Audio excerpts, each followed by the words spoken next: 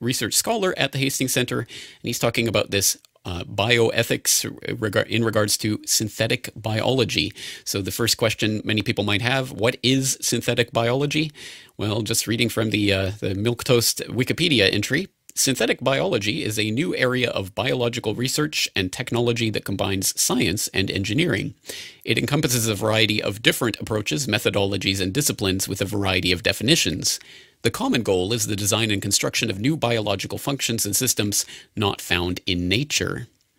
Which I guess gives the general gist of what's really being talked about here, but I'm not sure it really goes to the heart of the matter and what's really so interesting and, well, creepy about it. So for that, why don't we turn to an article that was posted on stratrisks.com back in December of 2011, DNA Hackers, Synthetic Biology, Weaponized Virus, Zero-Day Exploit to Infect Your Brain, ? It's via Computer World, and it says, quote, from the Let's Get Futuristically Freaky department, future hacking crimes could take a decidedly sinister twist. Not hacking to breach systems, but brains, bodies, and behaviors. This DNA hacking goes way beyond potentially using police bees to bust biohackers or even storing unhackable data in a box of bioencrypted bacteria. It's not science fiction to hack insulin pumps or to use jamming signals to stop hackers from lethal pacemaker attacks. But now bioengineers and security futurists are warning that the day is coming when criminals and bioterrorists hunt for vulnerabilities that will give a new meaning to zero-day exploits. In the future, a weaponized virus will aim to infect you, your brain and body biology, and not just your computer or mobile device. Just as you can personalize your computer and mobile devices, advances in synthetic biology are allowing DNA hackers to personalize biology so that we will be able to use a DNA printer that will allow us to print out our own treatments.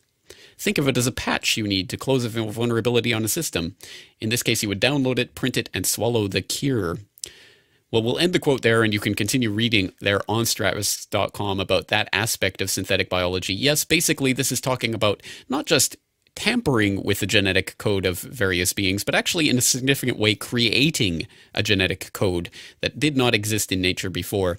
This stems back, a lot of the interest in this idea and this technology stems back to an experiment that was first conducted by Craig Venter, an interesting fellow in his own right that it might serve your interests to take a look at further. So you can go to the J. Craig Venter Institute at jcvi.org. And on the 20th of May of 2010, they had a press release, First Self-Replicating Synthetic Bacterial Cell, where they talked about creating a bacterial cell from a genome that they had constructed, literally synthetic life. And that got quite a bit of attention in the media, as you would expect it would, because we're talking about some very, very important subjects here, really creating life in a key sense of what that means.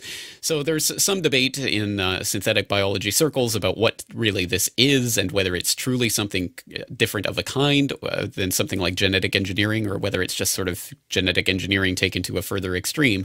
And you can go and listen to this full speech at the Hastings Center about synthetic biology. It's quite fascinating. Some of the ideas that they have for what can be done by manipulating the genome at this level is quite interesting, at turns fascinating and horrifying when you start to think of the implications. So just as an example of that, we'll turn to a part of the speech where Mr. Kabnick talks a little bit about some of the consequences of synthetic biology that have been imagined, some of the adverse consequences and some of the bad things about this potential technology, including some interesting facts, for example, about cheese that I bet you didn't know. I don't know if this one really counts as synthetic biology, but certainly under some of the broader definitions that I was offering at the start, it would. As you may know, the production of hard cheese involves an enzyme called chymosin, which is found in rennet, which is produced from the stomachs of calves, unweaned calves. It's an enzyme that the calves use to process the mother's milk. It turns out that it's possible to take these cow genes and insert them into various other kinds of organisms, bacteria, fungi, yeast, and and then produce the chymosin that way. Actually, this slide is inaccurate. It says modified yeast to rennet to chymosin. It would skip the rennet stage as well. It just produces the chymosin directly. And this was work that was done a decade or so ago, and it was approved by the FDA, and it's actually largely taken over the industry at this point. 80 to 90% of all the hard cheese that's produced in the United States relies on chymosin produced by genetically modified organisms. That's an interesting. I find this, frankly, a very challenging application. I found this particular image on a website that said, wine and cheese are said to be the purest and the most romantic link between humans and the earth. Well, so the question is, does this fact about how the cheeses are produced change your view of that? It's a very, very interesting question for me, and I'm not sure where I come down on it myself. So, when I was listing some of the possible applications, I said that synthetic biologists are always looking for the killer apps. Well, there's another way of thinking about that phrase, killer app. There are a few kinds of categories of risk. One large category has to do with ways that the technology could be deliberately misused. And this has already been proven possible. The 1918 Spanish influenza virus has been reproduced in the lab. Polio, which is an RNA virus, has been reproduced in the lab.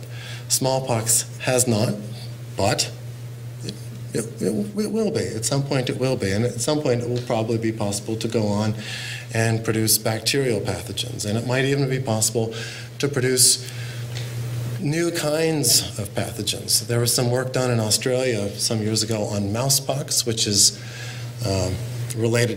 pretty closely related apparently to smallpox. And it was tweaked in a few ways that made it much more virulent, much more powerful killer than unaltered mousepox had been. And there'd be a variety of different kinds of targets for this. It wouldn't necessarily just be humans. Agricultural targets might be the most effective way of attacking a country. So this is clearly possible to do this kind of thing, but there's a little bit of debate about the likelihood of it.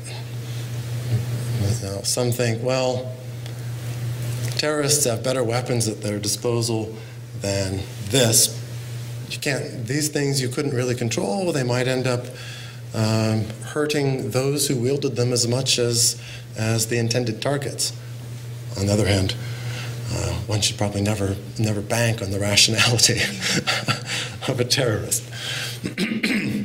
Another question about the likelihood of this actually being put into use is it's not enough just to create the pathogen. You also have to have a way of weaponizing it. You have to have a way of distributing it. Well, I've heard synthetic biologists say, that's actually not that big a deal. All you need is 100 sort of versions of a suicide bomber, people who will infect themselves with something that is very, very contagious, and then go out into the city and go to movies and ride the subway, and you could have a real good epidemic going quite shortly.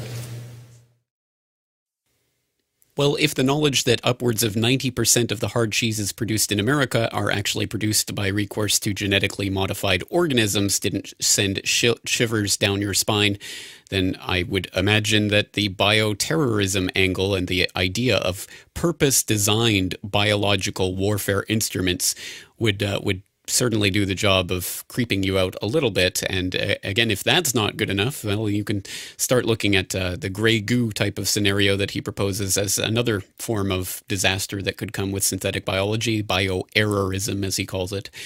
I think boring phrase from James Evan Pilato. But at any rate, yes, lots of very important issues being raised by this field of study. And of course, when we start thinking about the way that governments have always used false flag terrorism and things of that sort in order to kick off their wars and to start the next round of of craziness and insanity and the war on terror and all of this kind of shenanigans that we've seen time and time again throughout history. Well, to think of this type of technology in the hands of the very same types of people who have been in charge of these governments for a long time, well, that should send some shivers down the listener's spine as well. So lots of very important things to think about when we talk about synthetic biology, and I think that's been fairly well established by now. But let's turn to a different part of that lecture, in which the good doctor here at the Hastings Center begins to start talking about the way that bioethics can approach this, and how the bioethicists, these priestly professorial